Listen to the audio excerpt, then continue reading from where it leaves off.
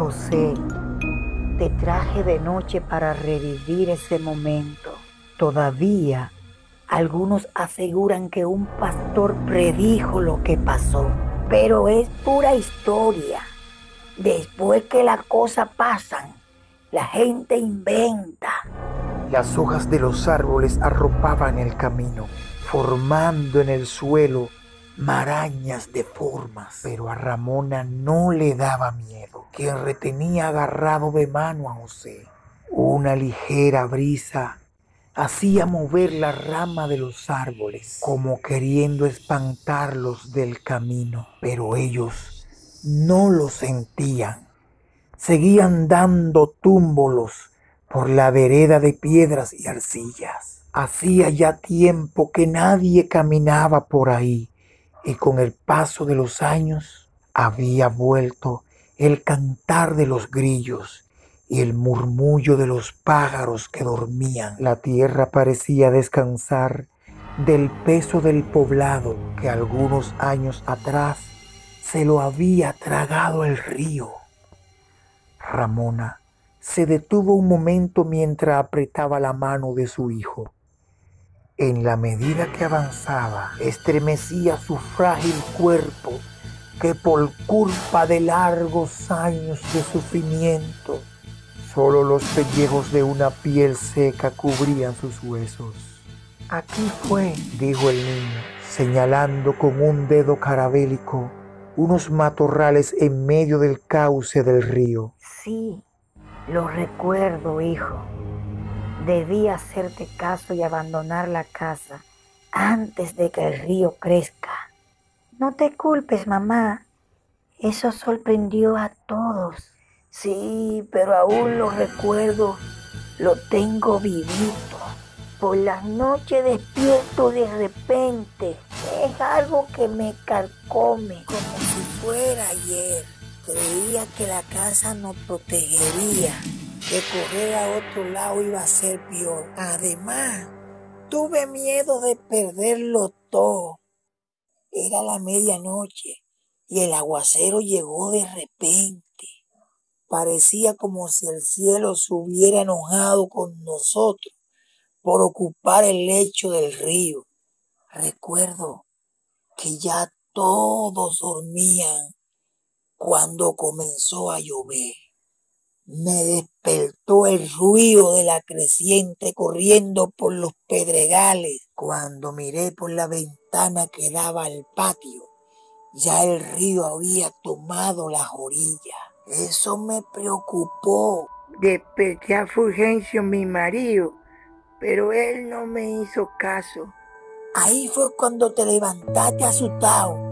¿Lo recuerda, José? El niño asintió la cabeza y la mujer lo miró con cara de angustia. Me dijiste que corriéramos, que tenía una pesadilla y que algo malo iba a pasar. ¡Ja! Pensé que eran cosas de muchacho. Tú solo tenías 8 años, pero pudiste ver el peligro que venía.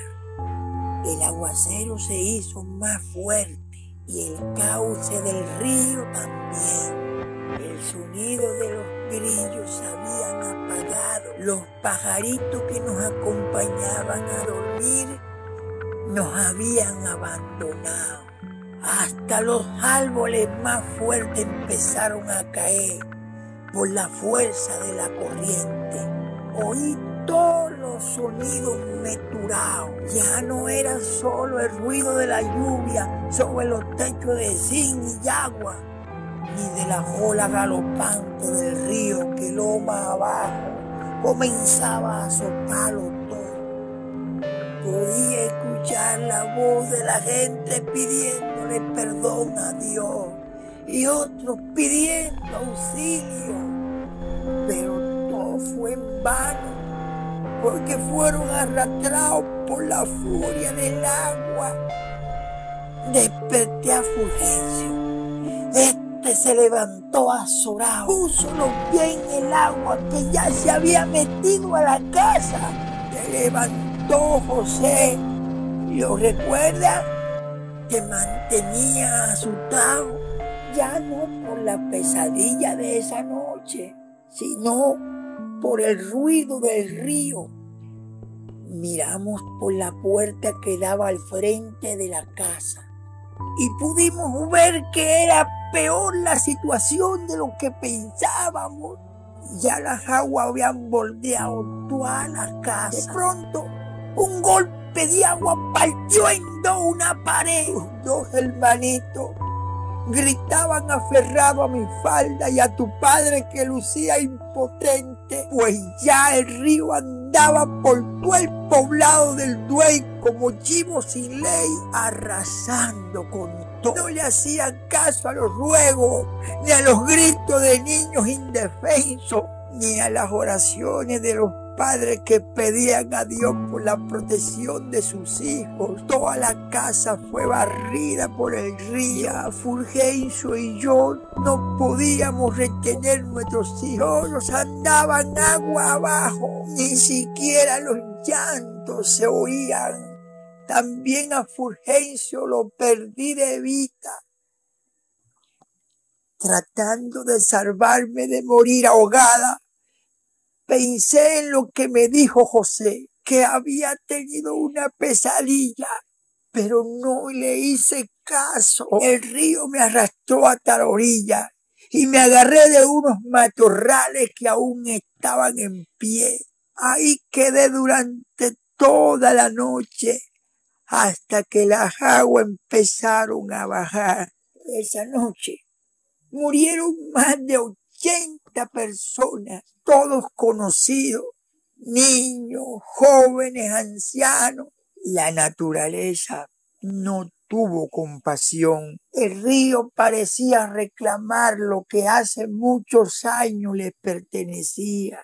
Encontraron el cadáver de Fulgencio junto a tus dos hermanitos, pero el tuyo no, el tuyo no, José, el tuyo no, hijo de mi alma.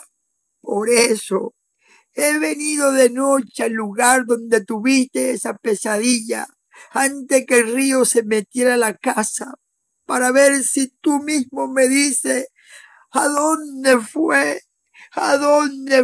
que te llevó el río, que tus hermanitos te reclaman. El niño levantó un brazo carabélico y con el dedo mayor ya hecho hueso señaló a un montículo de piedras y arenas, cubierta con flores amarillas, sin cruz, ni vela, ni santos. Aquello era una tumba anónima.